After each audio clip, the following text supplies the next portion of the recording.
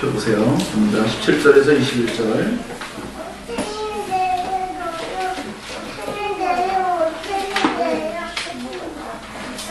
시작성경 요한복음 3장 17절에서 21절 같이 읽도록 하겠습니다. 시작. 하나님이 그 아들을 세상에 보내신 것은 세상을 심판하려 하심이 아니요 그로 말미암아 세상이 구원을 받게 하려 하심이라. 그를 믿는 자는 심판을 받지 아니하는 것이요 믿지 아니하는 자는 하나님의 독생자의 이름을 믿지 아니하므로 벌써 심판을 받은 것이니라. 그 정죄는 이것이니 곧 빛이 세상에 왔으되 사람들이 자기 행위가 악함으로 빛보다 어둠을 더 사랑한 것이니라. 악을 행하는 자마다 빛을 미워하여 빛으로 오지 아니하나니 이는 그 행위가 드러날까 하며 진리를 따르는 자는 빛으로 오나니 이는 그 행위가 하나님 안에서 행한 것임을 나타내려 함이라 하시니라. 아멘. 하나님의 구원과 믿음이라는 제목으로 말씀을 전할 때 특별히 두 번째 단락에 속해 있는 행위와 구원에 관한 문제를 함께 다루겠습니다. 잠시 기도합니다. 하나님 아버지, 주님께서 저희들에게 사랑을 베푸시는 대상으로 삼아주시고 그 사랑을 우리 가운데에 나타내실 때에 자기 자신과도 같으신 독생자 예수님의 그 십자가의 대신 죽음이라는 그 놀라운 희생의 방식을 통하여 우리에 대한 사랑을 나타내 주신 것을 감사합니다. 저희들 마음의 중심에서 그 사랑에 감동되어지고 그 사랑으로 인하여 하나님과 이웃을 기쁘게 사랑해 나아갈 수 있는 그런 저희가 될 수 있도록 은혜 주시길 또한 간절히 원합니다.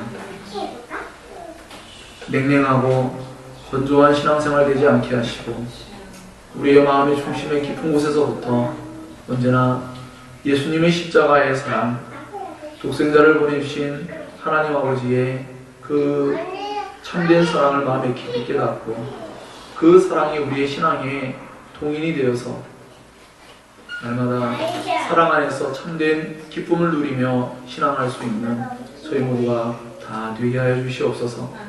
진리의 말씀을 잘 깨닫게 해주시고 그 진리를 통하여 진정한 자유함을 누리고 진정한 하나님 나라와 영원한 생명을 현재 가운데 누리며 살아갈 수 있도록 복을 주시옵소서. 예수님 이름으로 기도하옵나이다. 아멘. 우리가 앞부분의 말씀을 살핀 바와 같이 예수께서 우리에게 나타내 보신 그 사랑은 1차적으로 성부와 성자와 성령께서 친히 창세 전부터 계획하셨던 일이고 그것을 우리 가운데 이제 나타내신 거죠.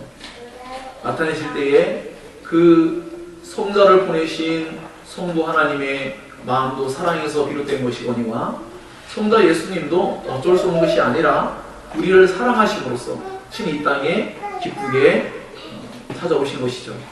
이로 말미암아서 그 예수님이 우리에게 있어서는 유일한 그 구원의 근거가 되는 것이죠. 그 예수님 외에는 어떠한 곳에서도 이제 더 이상 근거를 찾을 수가 없어요. 그리고 그것은 이스라엘 백성들만이 아니라 온 세상의 구원자로서 그 예수께서 오신 것이고 그 예수께서 오셔서 행하신 그 일을 진정으로 믿는다면 그들은 하나님의 택한 자들이요. 그들은 그들의 속에 성령의 역사가 나타나서 하나님의 뜻을 기쁘게 받아들인 그런 자들이라는 것을 우리에게 알려주고 있습니다. 그래서 어찌 보면 우리의 생각에는 하나님을 믿는다는 일이 하나님의 영역 속에 있기 때문에 우리가 해야 할 일은 없는 것처럼 생각할 수도 있겠지만 성경은 하나님의 은혜로서 우리가 구원을 받는다고 말을 하는데 그것은 하나님의 영역이고 우리가 해야 될 어떠한 영역이 있다고 합니다. 그것은 바로 우리가 하나님께 믿음으로 반응을 하는 것이죠. 그 믿음의 반응을 통하여서 그 사람의 마음속에 성령의 역사가 일어났는지 안 하는지를 알 수가 있겠죠. 제가 쉽게 말씀드리면 그 사람 내면 안에 바람이라는 것이, 성령의 바람이라는 것이 과연 불었는지, 그 성령으로 말미암아 그 마음에 원래 가지고 있는 죄를 통한 본성이 바뀌었는지 바뀌지 않았는지를 알 수가 있는 것이죠. 그 본성이 바뀌지 않고는 사실 인간에게는 희망이 없습니다. 우리의 눈에는 어떤 사람이 좀 더 나은 것 같고, 야, 저 사람에게 뭔가 소망이 있어 라고 생각할지 모르겠지만, 그것은 우리의 입장이고 성경의 입장, 하나님의 입장에서는 모든 사람들이 동일합니다. 똑같은 입장에 있고 아무도 하나님의 기준에 못 미치고 모두가 다 죄인이죠. 하나님이 원하시는 기준, 하나님의 율법에 미달되거나 그것을 준행하지 못하는 모든 것이 죄라고 여길 때 모든 사람들은 다 죄 아래에 있고 모든 사람들은 하나님의 그 심판 아래에 놓여져 있는 것이죠. 이러한 인간의 처참하고 비참한 그 입장과 상태를 잘 아시는 주님께서 우리를 구원하시고자 이 세상에 속하지 않은 하늘로부터 오신 하나님의 아들 예수님을 통하여서 우리를 구원하시고자 하는 것이죠. 그래서 어떤 의미에서는 처음에 예수님을 믿고 중생할 때 은혜도 그렇거니와 우리가 예수를 믿고 중생했다 할지라도 사실 우리는 날마다 하나님께서 우리에게 찾아오셔서 은혜를 베풀어 주시는, 진리를 통해서 우리를 새롭게 하시고 깨닫게 하시는 그러한 은혜들이 없으면 우린 여전히 우리 안에 있는 본성은 바뀌었지만 죄악된 습성이 남겨져 있어서 그 죄악된 습성을 따라 살아가는 그런 태도를 보일 때가 많습니다. 물론 근본적으로 하나님께서는 우리의 마음속에 끊임없이 죄와 싸우고 죄와 어떠한 영적인 전투를 치러나가면서 이겨나가도록 이끌어 가시지만, 그럼 우리 스스로는 어떤 의미에서는 정말 거의 불가능하다고 봅니다. 왜냐하면 성령께서는 진리의 영으로서 우리에게 진리를 통하여서 언제나 하나님의 뜻을 이루어가기 때문입니다. 그래서 우리에게 끊임없이 하나님의 말씀이 공급되어야 되고 그 하나님 말씀이 끊임없이 우리에게 들려져야 되고 그 단순히 귀에만 들려지는 것이 아니라 우리의 마음에 들려져야 합니다. 우리의 마음에 들려지고 이로 말미암아 우리 마음에서부터 진정한 변화가 일어나야 되는 것이죠. 즉 여러분께서 하나님 말씀을 이해할 때에 머리로 이해할 수 있고 느낄 때도 많습니다. 그러나 여러분 스스로가 알다시피 여러분 마음 깊은 곳에서 정말 죄를 자각한다든지 하나님의 사랑을 깨닫게 된다든지 하는 그러한 일이 발생해야 하는 것이죠.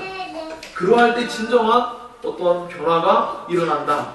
뭔가 새로운 출발이 또다시 시작되었다라고 우리는 알 수가 있는 것이죠. 그래서 이와 같은 우리의 본성의 변화를 위해서 예수님이 이 땅에 오신 것입니다. 단순히 우리의 죄의 몇몇 항목들을 용서하시거나 이겨내도록 하신 게 아니라 우리 마음 내면에 있는 근본적인 뿌리를 완전히 바꿔놓으려고 하는 것이죠. 그렇지 않으면 불가능해요. 그래서 하나님께서는 이미 언약을 주신 바와 같이 우리의 마음을 새롭게 하시고 우리의 영을 새롭게 하시는 방식을 통하여서 하나님께 반응할 수 있도록 그렇게 하는 거죠. 하나님의 은혜 없이는 우리는 하나님께 사실은 반응할 수조차 없어요. 성경적인 견해로 따지면 우리 영적으로 죽어있기 때문에 하나님께 반응조차 할 수 없는 존재예요. 그러나 하나님께서 선택한 자들에게는 하나님의 말씀을 들을 때에 영적인 감각을 주시는 거예요. 그래서 하나님 말씀에 반응하게 하시고 죄를 깨닫게 하시고 뉘우치게 하시고 돌이킬 수 있는 마음들을 주시는 것이죠. 그래서 그것으로 말미암아 우리는 하나님의 자녀들로서의 삶이 무엇인가를 배우고 이제 그 모든 것이 내면이 본질적으로 존재론적으로 바뀌고 목적론적으로 이제 무엇을 위해 살아야 될지를 결정하는 것이죠. 과거에는 그저 나를 위한 모든 것이 나를 위한 방향성을 가지고 있었어요. 목적을 가지고 있었어요. 설사 남을 사랑한다 할지라도 우리는 사실은 자기를 위해서 남을 존재케 할 때가 많습니다. 심지어 우리가 기독교 안에 들어왔다 할지라도 자기를 위해서 하나님을 존재케 하고 자기를 위해서 하나님을 섬기는 자들도 얼마나 많이 있습니까? 사실 그것이 때때로 우리들에게도 경험되는 현상들이기도 합니다.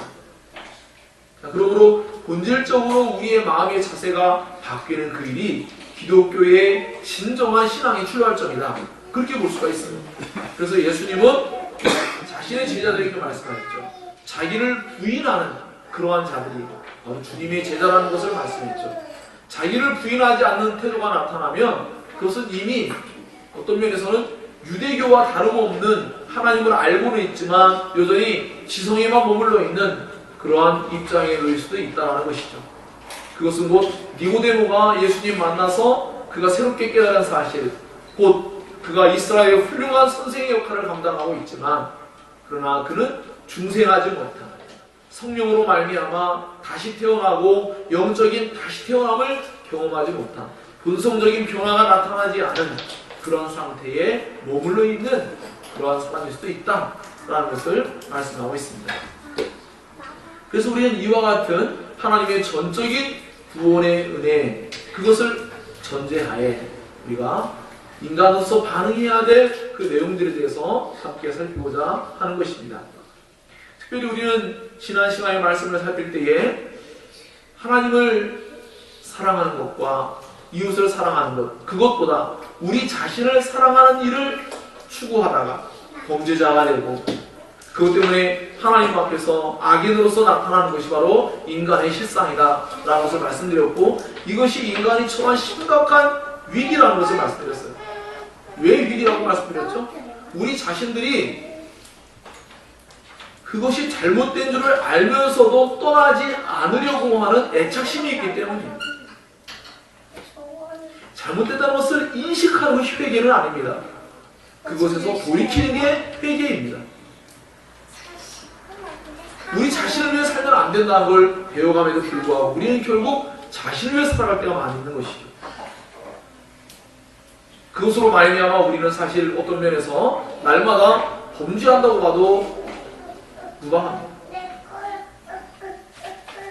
하나님과 이웃을 사랑하는 올바른 목적을 갖지 않으면 우리는 언제나 그 속에 자기를 사랑하는 마음이 가득하여서 자기의 이익을 위해서 남을 희생시키고 자기를 위해서 다른 사람을 비방하고 험담하고 욕하며 정죄하고 또 빼앗고 죽이고 하는 모든 일들이 발생하는 것이죠. 그래서 인간 안에 숨겨진 죄의 진정한 본질적인 모습은 자기 사랑이에요. 자기 사랑. 자기 사랑. 사도 바울도 말세에 나타나는 현상 가운데 가장 중대한 것을 표현할 때 뭐라고 했냐면 바로 자기를 사랑하는 그것 때문에 부모도 공경하지 않죠. 남도 미워하죠. 온갖 어리석고 악한 그런 죄악들을 짓는다라는 것을 말했습니다.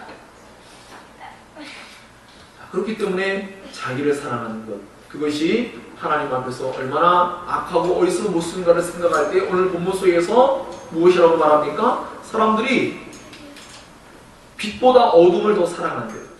언뜻 들으면 우리가 생각할 때 아니 우리가 뭐 죄를 사랑하는 것도 아니고 누구나 본질적으로 밝은 것을 원하지 어두운 것을 원하지 않을 것 같지만 그러나 우리의 죄악된 본성이 이미 어둠에 속해 있어요. 우리의 위치가 어둠이라는 자리에 위치해 있기 때문에 그런 거죠.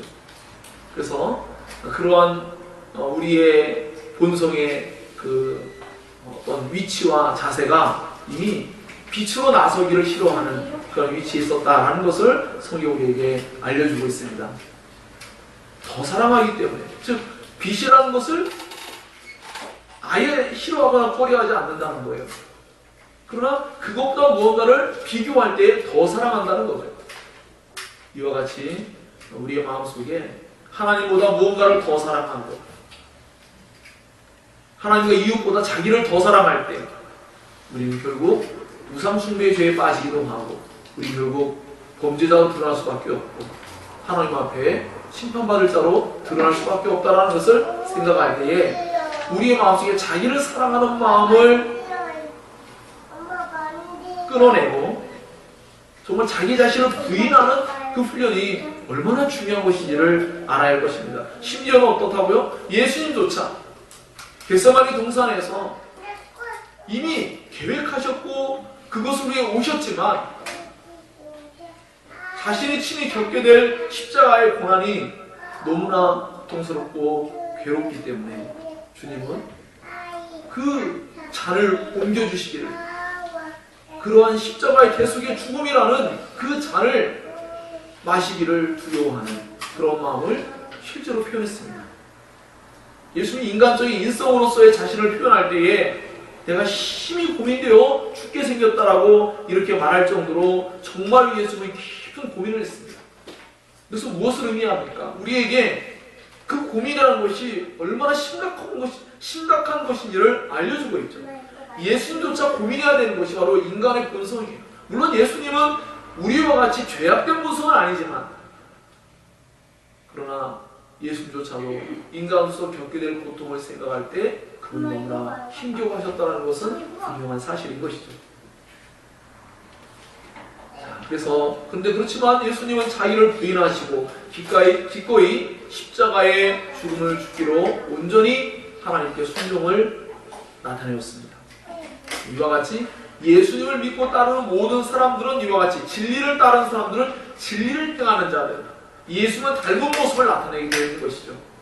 그리고 모두 이제 자기를 부인하고 자기를 사랑하는 태도를 부인하고 이제 하나님과 이웃을 사랑하는 태도를 갖게 될 것입니다.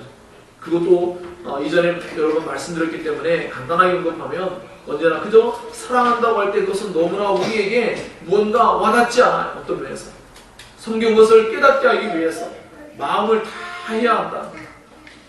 온 마음을 기울여야 한다는 거예요. 어떤 노력이 없이는 안 된다는 거예요. 이런 마음을 기울이는 일이 간단한 일입니까? 아니에요. 우린 정말 수시로 순간순간마다 마음이 흐트러지고 마음을 빼앗깁니다. 무언가 집중하려고 하면 또 다른 어떤 일들이 벌어지면 우리의 마음이 얼마나 자주 흐트러집니까? 여러분, 누군가를 사랑한다는 게 쉬운 거 아닙니다.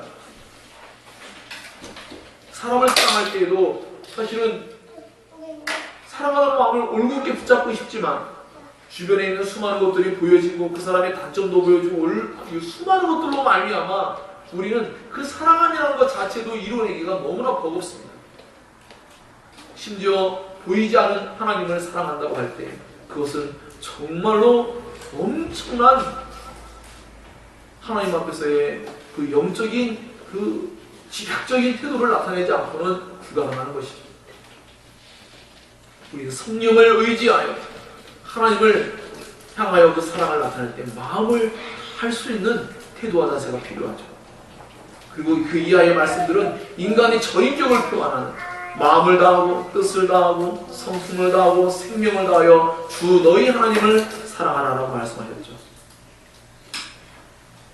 우리는 그렇게 마음을 쏟고 기울이지 못하죠. 우리는 자신을 위한 일에 우리 마음을 기울이고 온 힘을 기울이죠. 그리고 성경은 이웃을 내 몸처럼 사랑하라고 말씀했습니다.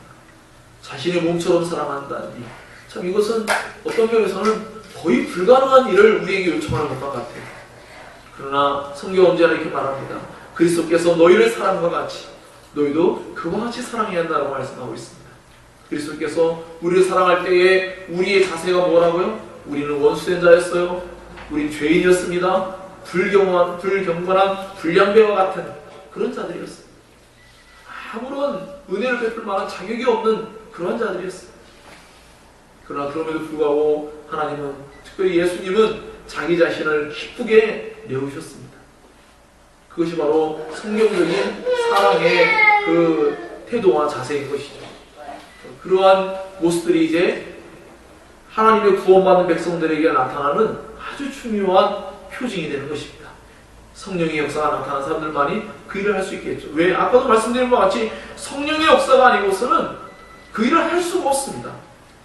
흉내를 조금씩은 낼 수 있지만 결국은 하지 못합니다. 그러나 신비하게도 성령으로 말미암아 죽는 행한 사람들, 위로부터 거듭난 사람들, 그들은 이 일을 할 수 있는 자들입니다. 그들은 빛으로 오며 그들은 진리를 따르며 그들은 하나님의 영광을 위해 살아가는 일을 자신의 온 생에 가장 큰 그 즐거움으로 누리기 시작합니다. 그래서 오늘 본문은 이와 같이 하나님의 구원의 은혜를 받는 자들의 특징을 언급할 때 특별히 먼저 악을 행하는 자들과 진리를 따르는 자들, 이 두 가지를 가지고 진리를 행하는 자들, 진리를 따른다는 말은 진리를 행한다는 말입니다. 악을 행하는 자들과 진리를 행하는 자들, 그들의 특징들에 대해서 우리에게 알려주면서 우리가 하나님 앞에 어떻게 반응해야 될 것이냐라고 할 때에 그 진리를 따른 자들의 그 모습이 우리 안에 나타나야 된다는 것이죠. 그것을 정말 온 마음을 기울여서 쫓아가야 된다고 말씀하고 있습니다. 악을 행하는 자들의 특징이 무엇입니까? 그들은 빛을 미워합니다. 앞서 우리가 살필 때에는 그들이 어떻게 한다고요? 빛보다 어두움을 대조해서 더 사랑한다라고 말씀드렸죠. 그래서 조금 아까 사랑에 대한 부분들을 이야기하면서 자기를 더 사랑하는 부분에 대한 죄악을 말씀드렸고, 특별히 저는 생각할 때 시몬 베드로에게 부활구에 나타나셔서 예수님이 요한의 아들 시몬아, 내가 이 모든 사람들보다 나를 더 사랑하느냐 라고 하는 말씀이 그렇게 마음에 와닿았었습니다. 정말 사람으로서는 어쩔 수 없는 모습들이지만, 그러나 우리의 마음이 바뀌어진다면 이제 베드로는 나중에 주님을 더 사랑하는 자가 되어지고, 심지어 어떻게 해요? 자기 자신보다 주님을 더 사랑해서 기쁘게 주님을 위해서 매를 맞는 것을 즐거워하고, 주님을 위해서 기꺼이 십자가에 못 박혀 죽는 것을 기뻐하는 자가 되고 맙니다. 이러한 놀라운 변화는 그저 인간이 결심한다고 되는 일이 아닙니다. 이러한 놀라운 변화는 그저 주님의 말씀이 훌륭하고 뛰어나기 때문만이 아닙니다. 베드로의 본성에 변화가 왔기 때문입니다.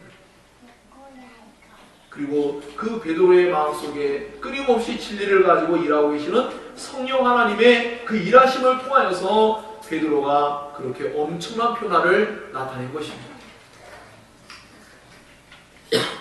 그런데 이제 성경에는 보니까 요한복음에서 빛과 어둠은 1차적으로 도덕적인 의미를 지닌 것으로 따질 때에 악을 행하는 자들은 빛보다 어둠을 더 사랑한다고 할 뿐만 아니라 빛을 미워한다고 했습니다.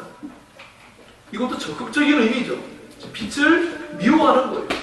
앞서는 빛보다 어둠을 더 사랑하기 때문에 빛이라는 것을 그래도 그나마 뭔가 효용 가능성이 있는, 뭔가 가치가 어느 정도 있는 것으로 따졌는데, 이제는 그것이 가치가 있다 할더라도 기꺼이 버릴 수 있는 그런 태도를 보여주고 있어요. 빛을 이제 그는 사랑하지 않을 뿐만 아니라 미워하는 상태에 놓여 있다는 것을 말해주고 있습니다. 빛을 미워한다는 것은 빛으로 오지 않을 것을 분명하게 나타낸 것입니다. 사람은 결국 자신이 싫어하고 미워하는 것에 애정을 갖지 않기 때문입니다. 수많은 사람들과 상담을 하고 이야기를 나눌 때 사람들은 결국 자기가 하기 싫은 일은 하지 않는다는 거예요. 자기가 좋아하는 일은 밤을 새서라도 하지만 자기가 하기 싫은 일은 정말 짧은 시간도 엄청나게 사람들이 고통스러워하고 괴로워하는 모습을 보았어요. 우리의 마음속에 하나님을 섬기고 진리를 따르고 그렇게 하나님의 말씀을 따라 살아가는 것을 즐거워하는 마음을 갖는 것, 이게 우리에게 정말로 중대한 신앙적 과제입니다. 물론 이것은 누차 말씀드리지만 우리 자신에게서 없는 것이지만 성령 하나님으로 말미암아 가능한 것이기 때문에 성경 우리에게 말해주고 있다라는 것을 계속하여 말씀을 드렸습니다.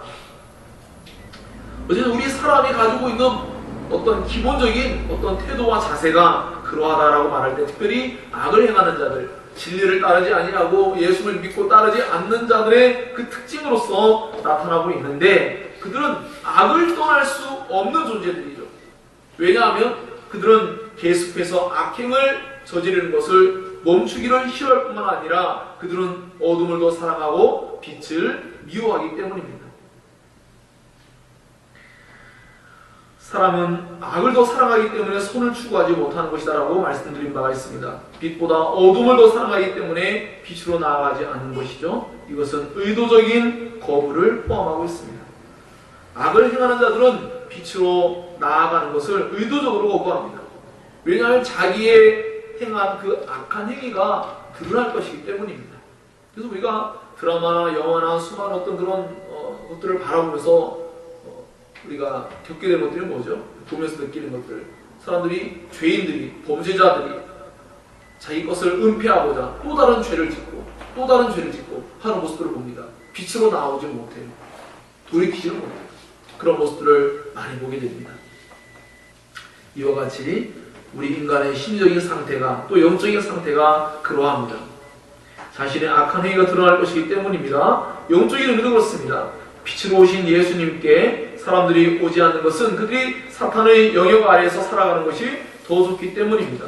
물론 사람들은 사탄을 싫어한다고 볼 수 있어요. 그러나 사실 그들은 사탄의 영역 아래에 있는 그 죄의 달콤한 유혹 아래에서 그 죄악됨을 탐닉하고 추구하는 그런 자기 안에 있는 그 욕망이 있습니다. 그럼 그것을 좋아합니다. 껍데기로 겉으로 보여줄 때 사탄을 싫어하고 그런 마음을 갖지만 사실 그들은 그 사탄이 주는 것들은 기꺼이 받아먹는 그런 태도를 보이고 있다라고 말할 수가 있습니다. 즉 우리가 무언가에서 비판하고 나쁘다고 말해놓고는 우리는 그런 위치에 섰을 때 거기에서 얻어진 유익이 있다면 기꺼이 받아들이는 태도, 그와 같은 것이죠. 무언가에서 우리는 비판했지만 그 비판함 속에도 우리에게 유익이 있다면 우리는 그것을 가져오려고 한 태도가 있는 것이죠. 그 유익이 나쁜 것임에도 불구하고 자기 자신의 그 개인적인 욕구와 욕망을 채워주는 것이라면 그것을 받아들이는 태도, 그것은 올바른 것이 아니죠. 무슨 여러 가지 많은 것을 우리가 좋은 것은 배워야 한다는 태도와 다른 것입니다. 자, 그렇기 때문에 예수님이 이것을 더욱더 신랄하게 말씀했습니다.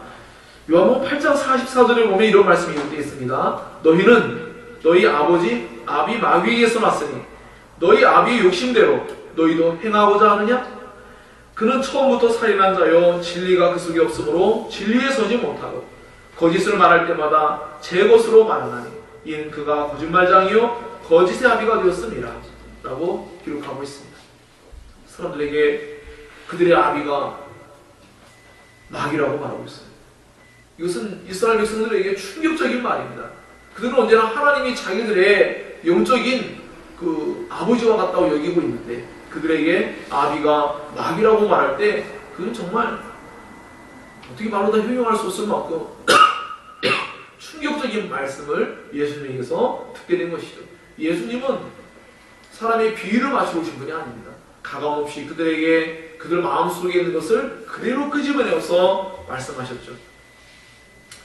악을 행하는 자들은 마귀의 자녀가 같다라는 것을 예수님은 분명하게 말씀하고 있습니다.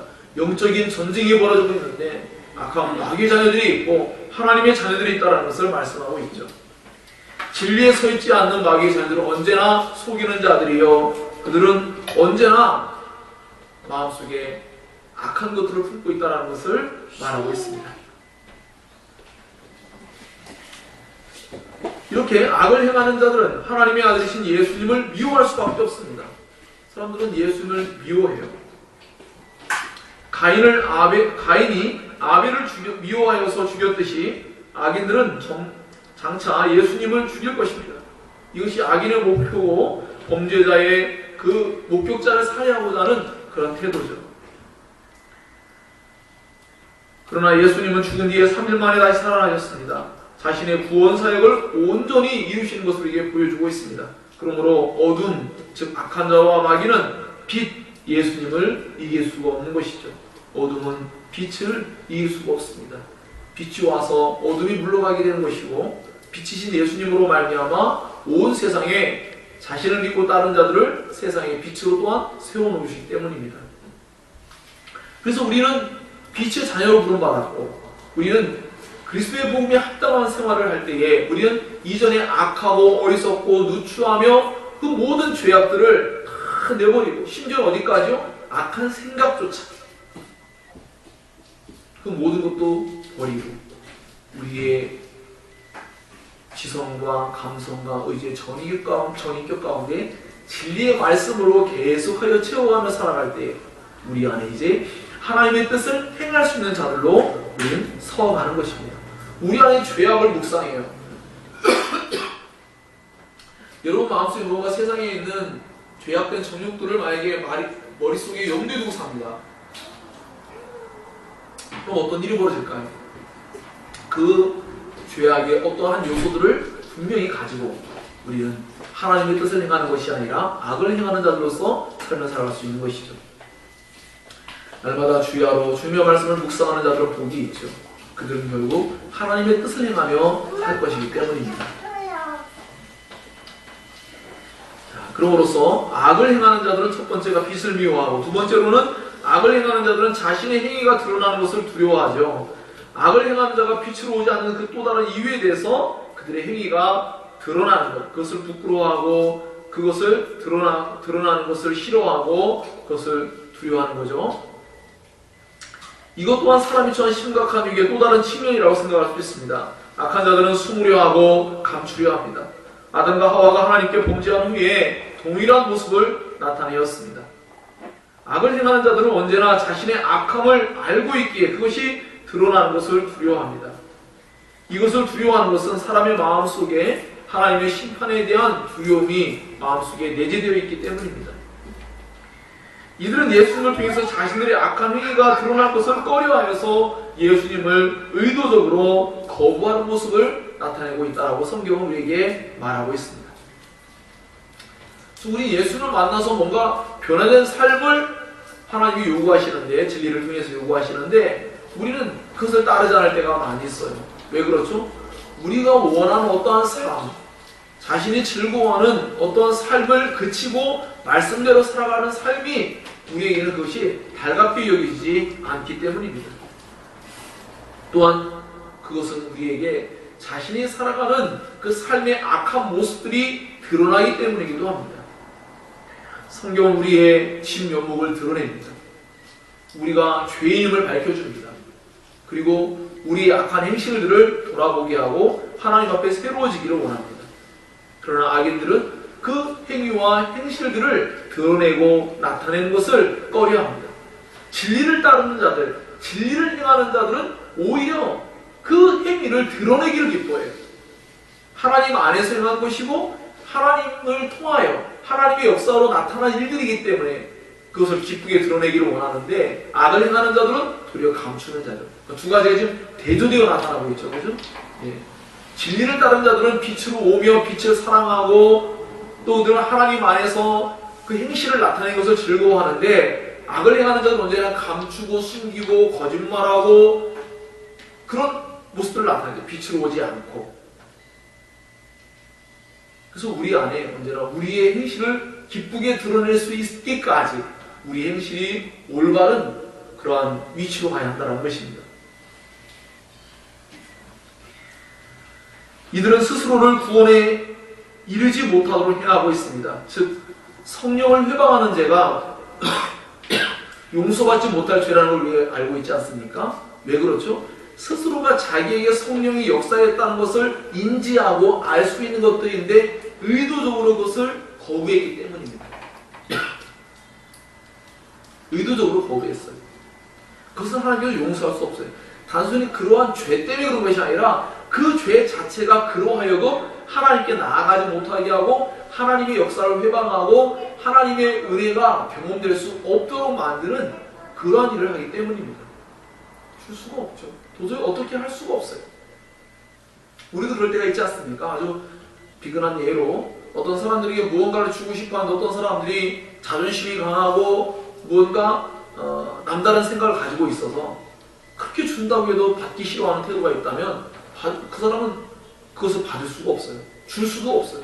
상대가 주라고 안 받겠다 해서 줄 수는 없는 거죠. 달리 표현하면 하나님께서 우리를 구원하시려고 독생자 예수님을 선물로 이 땅에 보내시고 주시고자 하는데 그것을 거부하고 받아들이지 않는다면 그는 구원받을 수 없는 자가 되는 것이다 라는 것을 우리에게 알려주고 있는 것이죠. 악은 자기 파괴적인 속성을 지니고 있습니다. 자신을 파괴하죠. 빛으로 나온 것을 거부하는 그러한 태도는 참으로 두려운 일입니다. 그러므로 우리는 빛으로 나오는 것을 꺼려하지 말고 우리는 예수께로 어떻게 하여든지 온 마음을 기울여서 하나님께로 나아가야 하는 것이죠. 빛으로 나오는 것만이 유일한 살 길입니다. 사실 저도 처음에 예수님 영접할 때에 이러한 일들을 경험했습니다. 저는 아무리 돌아보아도 도대체가 제가 살아가는 모든 환경뿐 아니라 저 자신이 가망 없는 자라는 것을 철저히 깨달았어요. 그 누구도 나를 바꿀 수는 없구나. 그 누구도 나를 바꿀 수는 없어. 오늘 오전에 말씀드렸던 것과 조금 아까 처음에 시작할 때에 서론 부분에 말씀드린 것처럼 제가 저희 아버님께 이제 혼이 나고 매를 맞을 때에도 물어보면 왜 그랬냐고 물으면 왜 그런지 모르겠다고 난 정직하게 말을 했어요. 그래가지고 더 혼났죠. 근데 저는 정말 왜 그런지 모르겠어요. 왜냐하면 내가 정말 원하는 것은 그러니까 로마서 7장에 있는 말씀이에요. 내가 정말 원하는 것은 하나님의 뜻을 행하는 거예요. 그러나 여전히 나는 죄 아래 사로잡혀 있는 내 자신을 보는 거예요. 더 좀 재밌는 표현을 따지자면 학생들에게 내가 정말 원하는 것은 공부하는 거예요. 하지만 난 여전히 밖에서 놀고 있어요. 그러면 시험 성적이 엉망이 되겠죠. 이와 같은 거죠. 우리가 정말 원하는 것이 있을 수 있습니다. 그러나 우리는 그 원하는 것을 할 수 없는 도덕적인 무능력의 상태, 그게 바로 신학적으로 표현하면 그 전적인 타락, 철저한 타락이라고 말하는 것입니다. 인간. 완전한 타락은 아니에요. 완전한 타락인 것은 정말 더 이상 더 큰 죄를 지을 수 없는 상태잖아요. 근데 아직도 인간은 더 엄청난 죄를 지을 수 있는 가능성을 언제나 가지고 있습니다. 다만 우리 모든 부분에서 철저하게 죄에 오염되어 있어요. 부패해 있죠. 그래서 저는 저 자신이 언제나 내가 원하는 것이 있는데 원하는 것을 하지 못할 때에 그때에 어떤 괴로움도 있었고 또 성인이 되어서 커가면서도 나중에 이 세상을 바라보며 수많은 것들을 생각할 때에 정말 세상도 별로 가망성이 없는 것 같고 저 자신을 돌아볼 때 도저히 어떤 희망도 보이지 않는 것만 같았어요. 그래서 제가 주님을 영접하고 만나야 되는 그 시점이 바로 그때였어요. 그때 주님을 만나게 됐을 때 저는 하나님께 전심으로 매달렸습니다. 전심으로 매달렸어요. 그렇게 또 하나님이 인도하셨어요. 돌아보고 나면 제가 한 것이 아니라 제 입장에서는 제가 최선을 다해서 그것에 몰입하고 매진하였던 거지만 사실은 성경적인 그 하나님의 입장을 표현할 때는 이미 하나님은 저의 마음속에 그러한 마음을 갖게 해준 거예요. 그런 마음을 주시지 않았더라면 저는 어떻게 했을까요? 세상의 죄악된 일에 더 매진하고 더 나아가고 결국은 주께서 말씀하시는 바와 같이 죄 가운데 하늘 외에는 남는 게 없는 그런 비참한 자로 살았을 겁니다. 그러나 하나님께서 은혜로서 저에게 죄에서 돌이킬 수 있는 마음을 주시고 여전히 죄의 습성도 남아있고 여전히 하나님을 사랑하는 데서 정말로 무능하고 정말로 비교할 수 없을 만큼 점과 같이 작은 마음이지만 그러나 그것에 기초하여서 하나님께서 저를 은혜의 길 가운데로 인도하셨습니다. 그래서 저에게는 빛 가운데로 나아가는 것이 유일한 살 길이라 여기고 그것을 향해서 나아갈 수 있도록 은혜를 주셨습니다.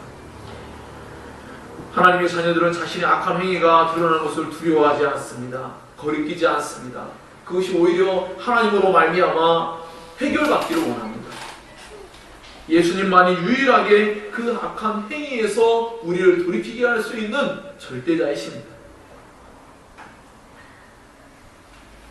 요한복음 8장 1절에서 11절 말씀을 보면 현장에서 간음하다 잡혀온 여인이 있습니다. 저는 그 예를 생각할 때마다 깜짝 놀라요. 왜냐하면 우리 모두도 마찬가지인데요. 하나님께서 우리의 속마음을 드러내기를 원하신다면 이 현장에서 잡힌 여인과 같이 우리가 현장에서 다 잡힐 겁니다. 하나님께서 그냥 우리를 긍휼히 여겨주시고 놓아주셔서 그런 거지 기회를 주시면 것이라 그런 것이지 하나님께서 우리의 속마음을 드러내게 하면 우리는 정말 마음이 부끄러울 정도로 부패해 있다는 것을 우리는 알게 될 것입니다. 주님은 이 여인을 비록 현장에서 붙들려 와서 부끄러운 수치를 다 당하고 고통 중에 있지만 그러나 예수님을 통하여서 누구든지 죄 없는 자가 먼저 이 여자를 돌로 치라는 말씀을 하실 때 거기에 모였던 모든 사람들이 돌로 쳐 죽이려고 모세의 율법에 따라서 가늠한 여인은 쳐 죽여야 돼요. 만약에 예수님이 이 여인을 쳐 죽이라고 말하지 않으면 예수님이 돌에 맞아 죽어요. 예수님 율법을 어기는 것이기 때문입니다. 어떤 면에서는 예수님이나 현장에서 간음하다 잡혀온 여인이나 둘 다 빠져나갈 수 없는 그런 함정에 그들은 빠진 것만 같아요.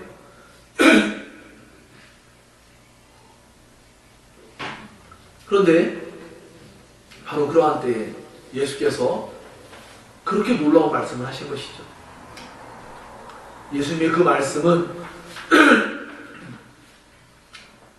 아무도 예측 못했던 그런 말씀이었어요. 그 말씀이 그 여인을 살렸고 그 말씀을 통하여 예수님은 구원자라는 것을 드러낸 거죠. 만약 예수님이 스스로 자기만 살고자 이 여인을 모세 율법대로 돌로 쳐 죽이라 하면 예수님은 구원자가 될 수 없어요. 그러나 예수님은 이 여인을 구원하셨어요. 그리고 율법을 어기지도 않으셨어요. 그러니 예수님은 이 여자에게 가서 다시는 죄를 범치 말라라고 말씀하셨죠. 비록 이 여인의 잡혀온 바와 같이 우리 행실이 드러나는 것이 부끄러운 일이고 또한 수치스러운 일이지만, 그러나 우리가 예수님께 자기 자신이 그렇게 발가벗겨지는 것처럼 또 정말 위태한 상황에 놓여있는 상황이라 할지라도 그것은 복된 일입니다. 예수님으로 말미암아 새로워질 것이며 예수님으로 말미암아 그 모든 것이 놀라운 하나님의 은혜로서 그것이 마무리가 될 것이기 때문입니다. 자, 그런 의미에서 우리는 진리를 따르는 자들, 즉 진리를 행하는 자들의 특징을 살펴보고자 합니다. 진리를 따르는 자들은 빛으로 온다라고 말합니다. 앞서서는 빛으로 오지 않고, 그들은 악을 행하는 자들은 빛으로 오지 않고 빛을 미워하는 반면에 진리를 따르는 자들은 빛으로 온다라는 거예요. 그들은 빛을 사랑하는 자라고 볼 수 있겠죠. 그들은 어둠보다 빛을 더 사랑하는 자들이라고 볼 수 있을 것입니다. 진리를 따른다, 진리를 행한다 라는 것은 아까도 말씀드린 것 같이 모든 원리가 같이 다 적용됩니다. 우리가 무언가 다른 그 무엇보다 진리를 따르고 행하는 그 일이 가장 가치가 있고 더 사랑하고 더 좋은 것이라고 여겼기 때문에 그 일을 하는 것이죠. 아까도 말씀드린 것이 모든 사람은 자기가 싫어하는 것을 하지 않습니다. 진리를 따르는 일을 정말로 마음속에 꺼려하고 싫어하면 할 수 없는 것이죠. 그러므로 진리를 따르고 진리를 행하는 자들은 진리를 따르고 행하는 것을 즐거워하는 자들이다. 그것을 더 사랑하는 자들이다. 그것을 더 가치를 두고 있는 자들이다 라는 것을 알 수가 있는 것입니다. 그들은 자신들의 죄인됨을 겸손히 인정하고 빛으로 나온 것입니다. 이 세상의 모든 사람들은 다 악인이라고 말씀드렸습니다. 모든 사람들은 악한 행위가 있죠. 그러나 이들은 주님께 나올 때, 빛 대신 주님께 나올 때, 빛으로 나올 때 그들은 그것을 감추지 않고 주님께로 나왔습니다. 그리고 그들은 세상에 빛으로 오신 예수님을 통하여서 그들은 새로워지게 됩니다. 그리고 그들은 새로운 진리의 체계를 갖게 됩니다. 그들은 자신들의 악한 행위를 온전히 인정하는 겸손한 태도 속에서 그 악한 행실로부터 구원받기를 간절히 열망하는 마음을 갖게도 됩니다. 그들은 진리로 자유케 되는 은혜를 얻게 됩니다. 8장 31절에서 32절의 말씀에 보면 너희가 내 말에 거하면 참으로 내 제자가 되고 진리를 알지니 진리가 너희를 자유롭게 하리라 라고 말씀했습니다. 그들은 죄로 말미암아 얽매여 있지 않고 예수님으로 말미암아 자유하게 되는 은혜를 얻게 됩니다. 그들은 기쁘게 자신들의 부족한 모습을 나타내고 있다 할지라도 하나님께서 그러한 죄인들을 구원하기 위해서 예수님을 보내신 것을 깨닫고 그들은 진리 안에서 기뻐하는 자들이 되는 것입니다. 그러므로 하나님의 자녀들은 진리로 말미암는 새로운 인식체계를 갖게 되는데 그들은 죄를 미워하기 시작합니다. 아까 말씀드렸던 악을 행하는 자들은 빛을 미워했다면 이제 진리를 행하는 자들, 그들은 죄를 미워합니다. 악한 행실을 미워하는 마음을 갖게 됩니다. 그리고 빛을 더 사랑하게 되는 것이죠. 여러분이 정말로 중생한 자들이라면 죄로 말미암는 결과가 두려운 게 아니라 죄 자체를 미워할 수 있어야 합니다.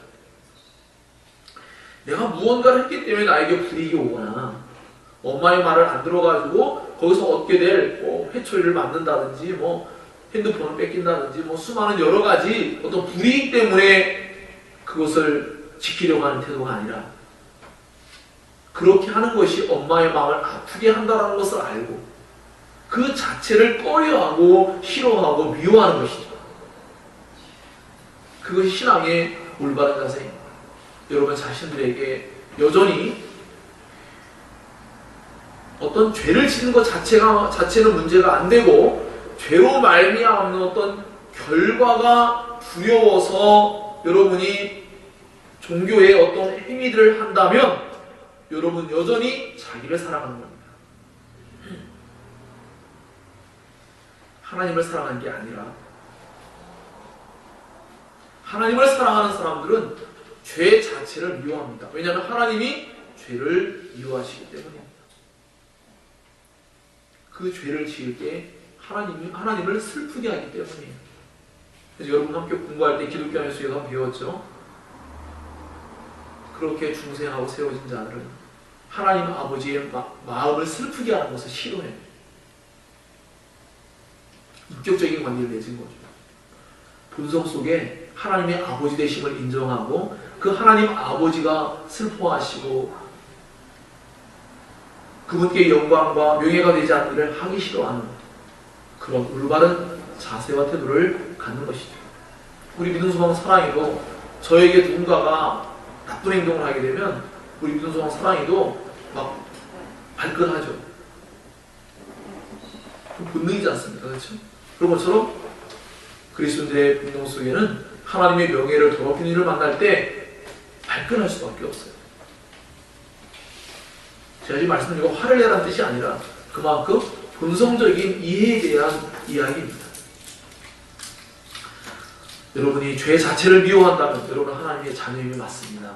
그러나 죄로 말미암은 결과를 여러분이 두려워하고 꺼려하고 그것 때문에 어쩔 수 없이 하나님 말씀을 따르고 있다면 그것은 결코 올바른 태도가 아닙니다. 그것은 여전히 기독교의 틀을 가지고 있지만 여전히 자기를 사랑하는 모습이 나타나고 있는 것이죠. 사랑하는 여러분, 정말 빛을 더 사랑하고 오히려 죄를 미워하는 그러한 태도가 진정으로 하나님께서 원하시는 모습이라는 것을 잘 기억하시기 바랍니다. 자, 그렇기 때문에 진리를 따르는 자들, 진리를 행하는 자들은 빛으로 오는 것이 그 본성이 되었습니다. 물론 이것은 하나님의 주권적이고 전적인 은혜로서 주어진 것들이지만 그러나 하나님의 자녀들은 빛으로 오는 것을 통하여서 바람이 부는 것을 통해서 바람의 존재를 나타내듯이 빛으로 오는 것을 통해서 그들은 자신들의 정체성을 드러내는 것입니다.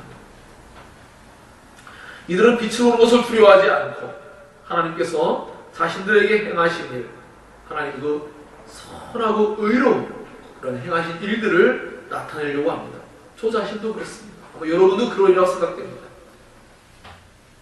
하나님께서 여러분이 행하신 그 선하신 일들, 여러분 같은 죄인들을 구원하신 하나님의 은혜로운 일들을 여러분은 일반적으로 간증이라고 말하는데 그런 일들을 기쁘게 말하지 않습니까? 그것은 바로 하나님을 통하여 나타난 그 일들이 있다는 것을 기쁘게 나타내기를 원하는 것이죠. 자, 그래서 이어서 우리가 함께 살피는 그 내용이 그것입니다. 진리를 따르는 자들, 진리를 행하는 자들은 그 특징이 자신의 행위를 나타내려고 하는 태도를 보입니다. 자, 그들의 행위가 자신들에게로부터 비롯된 게 아니라 성령으로 말미암아 비롯된 일이라는 것을 나타내게 되어 있습니다. 하나님은 회심하게 할 때에, 특별히 회심이라는 것은 믿음과 회개를 총칭해서 하는 말입니다. 회개하여 돌이키는데 그것이 바로 믿음의 역사죠. 그래서 하나님께로 돌아서를 말합니다. 이와 같이 회심하고 중생한, 거듭나고 다시 태어난 하나님의 자녀들의 진정한 본성이 활짝 드러나도록 하기 위해서 그들의 행위가 드러나도록, 즉 빛과 손과 같이 세상 가운데 드러내도록 그 일을 하십니다. 소금이 그 역할을 나타내 그 짠맛을 내고 빛이 그 빛으로서의 역할을 할 수 있도록 그 모든 것들은 드러나게 되어 있죠. 소금의 짠맛이 드러나지 않을 수가 없죠. 반드시 드러나죠. 빛도 반드시 드러나게 되어 있죠. 하나님과 같이 자신의 자녀들을 세상 가운데서 그렇게 드러내기를 기뻐하십니다. 그들은 진리를 따르죠. 그들은 진리를 행하는 자들입니다. 진리를 행하는 자들은 세상에서 분명히 드러나게 되겠습니다. 왜냐하면 그 진리를 행하는 그 일은 사람이 스스로 할 수 없고 성령에 의해서만 할 수 있는 일들이죠. 그것은 인간의 범주를 넘어선 이 세상에 가지고 있는 수많은 도덕적이고 윤리적인 법을 훨씬 더 뛰어넘는 그런 너무나 고상한 것들이기 때문에 그것은 사람들 앞에 나타나지 않을 수가 없어요. 저 사람이 저런 사람이 아닌데? 제가 저런 애가 아닌데? 어떻게 저런 행동을 할 수가 있지? 내가 알던 그 친구가 아니야 라고 말할 수밖에 없어요. 성령이 역사한 사람들은 언제나 그 나타나는 것들이 그렇게 영광스럽고 아름답고 복되며 거룩한 것들입니다. 선한 것들입니다. 그래서 그것은 사람들로 하여금 반드시 볼 수 있게 하여 줍니다. 자, 그렇기 때문에 이와 같이 진리를 행하는 자들이며 빛으로 오는 자들, 그들은 자신의 영적인 상태로 도저히 불가능했지만 하나님의 전적인 은혜 아래서 하나님의 가르침을 받는 자들로서 그들은 세상 가운데 자신을 드러내기 마련이라는 것이죠. 아까 말씀드렸던 악을 행하는 자들은 자신들의 행위가 악하기 때문에 그것을 감추려고 하고 드러내지 않으려고 하는 반면 진리를 행하는 자들은 언제나 자신들이 하는 행위를 나타내려고 하죠. 그것은 곧 하나님을 통하여 하나님의 역사가 나타나는 것이기 때문에 그들은 하나님의 명예와 영광이 드러내기를 기뻐하기 때문에 그들은 그 일을 기쁘게 한다라는 것입니다. 자, 그렇기 때문에 이 모든 일의 배경 속에는 하나님께서 분명히 이 모든 일을 주장하고 계십니다. 하지만 우리는 그러한 일이 나타날 때에 하나님의 절대적인 주권일 뿐만 아니라 결국 우리 스스로가 하나님께 올바르게 반응하여서 하는 행동들이라는 것도 분명한 사실입니다. 하나님 안에서 행한다라는 말은 그 원문을 그대로 우리가 올바르게 해석한다면 하나님을 통해 성취한 것이다 라고 이렇게 볼 수가 있습니다. 사람은 결코 자신을 자랑할 수 없습니다. 왜냐하면 하나님께서 그 배경이 되시고 하나님께서 과정 속에 일하고 계시고 하나님께서 그 일을 이루시기 때문입니다. 빛으로 오게 하신 분도 하나님이시고 빛된 삶을 살게 하신 분도 하나님이십니다. 그리고 그들은 생명의 빛을 얻게 될 것입니다. 요한복음 8장 12절에는 나는 세상의 빛이니 나를 따르는 자는 어둠에 다니지 아니하고 생명의 빛을 얻으리라 이렇게 말씀했습니다. 생명의 빛을 얻은 자들 그들은 더 이상 어둠 가운데 다니지 아니할 것입니다. 그들은 어둠을 미워할 것입니다. 그들은 죄를 미워할 것입니다.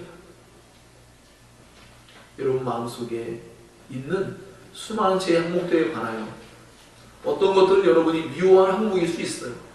그러나 어떤 것들은 여러분이 여전히 미워하지 않는 것들도 있을 수 있습니다. 여러분 마음 안에 하나님의 진리의 말씀을 따라서 분별하여 죄라고 여기는 것들은 미워해야 합니다. 그 죄를 미워하지 않는다면 여러분이 결코 그 죄에서 떠날 수 없습니다. 그 죄에 대한 애착을 가지고 있다면 여러분은 떠날 수 없습니다. 여러분이 물질이건 명예건 성적인 욕망이건 그 외에 수많은 세상의 명예와 또 여러분이 이 세상에서 즐거워하는 수많은 오락거리들 이 모든 것들도 마찬가지겠죠. 그 모든 것들을 통해서 그 모든 것들 자체가 문제가 아니라 그 모든 것들이 아까 말씀드린 비유대로 따지면 하나님보다 더 사랑하고 이웃보다 더 사랑하고 하는 그런 태도가 나타나고 있다면 그 모든 것들은 문제가 될 수 있으며 죄가 될 수 있음을 성경은 언제나 언급하고 있습니다. 그러므로 그러한 것들을 잘 분별하여서 오늘 초기에 말씀드린 바와 같이 믿음과 사랑이라는 영적인 줄을 가지고 여러분의 신앙이 과연 올바른 신앙관인가를 잘 점검해야 한다고 말씀을 드렸습니다. 기독교 신앙이라는 것은 그저 교회 열심히 나오고 또 헌금세만 하고 또 찬송과 기도하는 법, 성경의 진리들을 몇몇 가지를 알아가는 것, 봉사하는 것 그런 것에 머물러 있지 않습니다. 사실은 그것은 겉으로 나타난 아주 작은 것들이고 정말로 중요한 것은 하나님께서 원하시는 모습은 교회에 열심히 나오는 모습도 물론 연관을 맺고 있지만 우리 내면입니다. 교회 열심히 나와도 여전히 율법주의에 빠져가지고 행위만 갖고 의무적인 행위만 갖고 마음으로부터 하나님을 사랑하지 않는 태도를 갈 수도 있기 때문에 하나님 우리 내면을 살핍니다. 우리의 마음에서 진정으로 원하는가? 우리의 마음에서 진정으로 죄에서 떠나기를 원하는가? 우리의 마음에서 진정으로 하나님을 사랑하는가? 섬기기를 원하는가? 그것이 성경에서 일관되게 말하고 있고 가장 중요시 여기는 그러한 내용들입니다. 하나님은 이런 모든 말씀들을 통해서 우리의 마음을 바꾸기를 원하시지, 이런 모든 말씀들을 통해서 우리의 제도나 몇 가지의 어떤 종교적 활동들을 바꾸시려고 하는 것이 아닙니다. 주님은 아까도 말씀드렸지만 예수님이 이 땅에 오신 것은 그 몇몇 가지를 바꾸러 오신 분이 아닙니다. 우리 인간을 송두리째 바꾸려고, 우리 인간의 부패한 내면을 완전히 바꾸려고 오신 거예요. 그것이 바꿔지지 않는다면 희망도 없고 여전히 하나님의 심판받을 자들로서 세상에서 살게 될 것이기 때문입니다. 하나님 우리를 구원하기를 원하십니다. 하나님은 그 구원하기를 원하시는 마음으로 이 땅에 자기 아들을 기쁘게 내어주셨습니다. 그런 그 자기 아들을 십자가에 못 박아 죽기까지 그 사랑을 나타내 보이신 그 하나님의 사랑을 의도적으로 거부하고 믿음으로 받아들이지 않는다면 결국 그것은 심판의 근거가 되는 반전 현상이 나타나는 것이죠. 결론 맺겠습니다. 하나님은 자신이 보내신 아들을 믿음으로 구원받게 하시기를 원하셨습니다. 그래서 하나님은 자신의 아들을 통해서 우리를 구원하시기 원하여서 신이 십자가에 못 박혀 죽기까지 하시는 그런 사랑을 나타내 보이신 것이죠. 하나님은 그러한 사랑을 나타내 보이신 후에는 우리 인간들이 믿음으로 반응하기를 기대하고 계시죠. 믿음은 하나님의 끝이 없는 지혜로부터 생겨난 구원 방법이라고 볼 수가 있습니다. 예수님을 자신의 구원자로 믿는 자는 다 빛으로 오게 된 자들입니다. 구원은 하나님께로서 나온 은혜의 방법이며 예수님은 그 은혜의 정수가 되시고 예수님만이 세상을 향한 하나님의 사랑과 구원의 보증이 되십니다. 즉 예수님이 이 땅에 오셨다는 자체, 그건 하나님 우리를 사랑한다는 것이요 하나님 우리를 구원하기 위한 목적이 있다는 것을 증거로서 보여준 거라는 것을 말씀드리고 있는 것입니다. 구원은 하나님의 영원하신 작정 속에서 이루어진 일이지만 사람에게 요구되어지는 것은 믿음이라는 것을 기억해야 합니다. 예수님께 믿음으로 나아가는 자만이 구원을 받을 것이며 영생을 얻게 될 것입니다. 이것을 역으로 말씀드리면 중생한 자들, 그들만이 결국은 하나님께로 나아갈 것이고 하나님의 예정과 선택을 받은 자들이 그렇게 될 것이겠죠. 그러나 그것은 하나님의 영역 안에 있고 우리는 그게 어떤 자인지 사실 아무도 알 길은 없습니다. 그래서 우리가 해야 될 일은 무엇이냐면 이러한 말씀이 주어질 때 우리는 그 말씀에 믿음으로 반응하는 것. 그것이 성경이 우리에게 요구하는 중요한 우리의 역할이라는 것입니다. 이제 우리는 오늘의 말씀을 마치면서 18절에 있는 말씀을 함께 읽으면서 말씀 마치겠습니다. 여기에 쓰여진 모든 것들은 사실은 문법적으로 이야기하면 수동태예요. 다. 그 말은 뭐냐면 수동적이라는 거예요.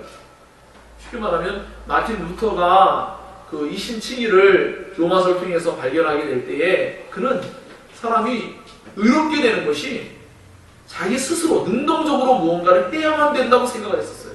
그것이 당시 로마 카톨릭에서 가르치던 교리였죠. 그러나 그는 연구에 연구를 거듭하고 하나님의 은혜 속에서 진리의 말씀을 깨닫게 될 때에 여기서 나타난 그 의라는 것은 수동적인 것이라는 걸 깨닫게 되었어요. 즉 하나님께서 의롭게 하시는 거죠. 자신의 행위로 의로워지는 것이 아니라 그것을 깨닫게 되었을 때에 마틴 루터는 사실 정말 천국문이 열린 것과 같은 그런 기쁨을 누리게 되었습니다.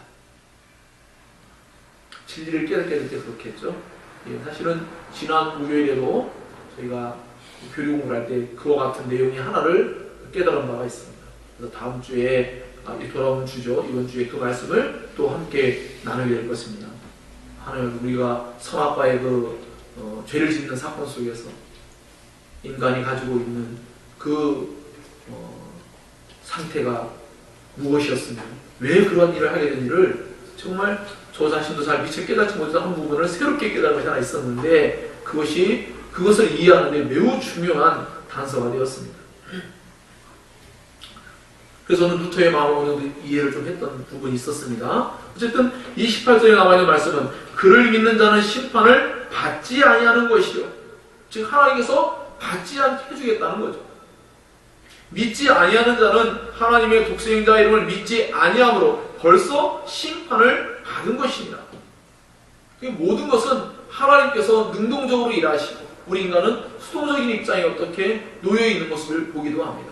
믿고 안 믿고의 모습은 우리 입장에서 있지만 하나님께서 심판을 베풀고 구원을 베푸는 입장은 또 하나님 편에서는 능동적으로 그분이 일하고 계시다는 것을 우리에게 알려주는 한 부분이기도 합니다. 그러므로 예수 그리스도를 믿는 자는 심판을 받지 않게 될 것입니다. 믿지 아니하는 자는 하나님의 독생자 이름을 믿지 않기 때문에 벌써 이미 심판을 받는 것이다라고 성경이 기록하고 있습니다. 사랑하는 여러분, 여러분이 늘 말씀을 대할 때마다 현재 그 말씀을 대하는 태도와 자세가 얼마나 중요한지에 대해서 우리에게 알려주고 있습니다. 저 역시 그렇습니다. 저희도 처음에 교회 갔을 때에 정말 알아듣지 못해서 정말 졸기도 많이 졸고 자기도 하고 이해할 수도 없고 한동안 다니다가도 성가대 자리에 앉아있을 때에도 조금을 참을 길이 없어요. 근데 어느 날 하나님께서 은혜를 주시니까 그 말씀이 귀에 들려오기 시작하는 거예요. 어느 순간. 그런데 그 말씀들이 이제 막 마음에 그렇게 막 와닿고 정말 어떻게 보면 다 나에게 하시는 말씀 같았어요. 물론 그 과정은 있었어요. 그 과정에 아무렇지도 않게 늘 앉아있던 건 아니에요. 늘 집에 가서 성경 말씀을 살피고 기도하고 찬송을 부르고 하는 그런 행동들을 열심히 하였죠. 근데 인간의 힘으로, 제 힘으로 그렇게 열심히 했어도 뭔가 항상 깨닫지를 못하고 어려웠어요. 근데 어느 순간 하나님께서 은혜를 주시니까 그 말씀이 어느 날 저에게 팍 들려오기 시작했어요. 그때부터 정말 말씀이 꿀처럼 달고 그 하나님 말씀이 마음에 들려오는데 하나님의 그 존재가 정말 경험되기 시작했어요. 점점 더 많이. 너무나 친밀하고 너무나 세밀하며 너무나 인격적이면서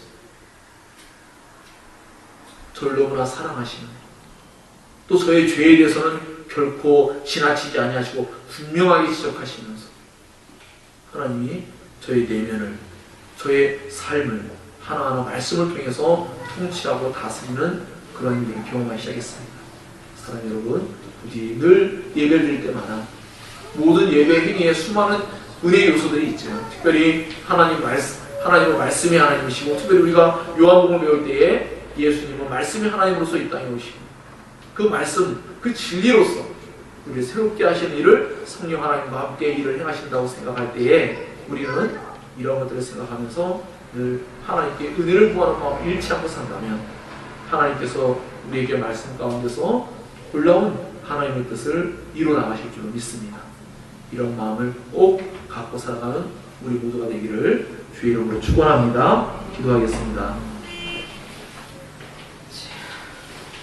들은 말씀을 기억하고 함께 그 말씀을 붙잡고 기도할 수 있기를 바랍니다.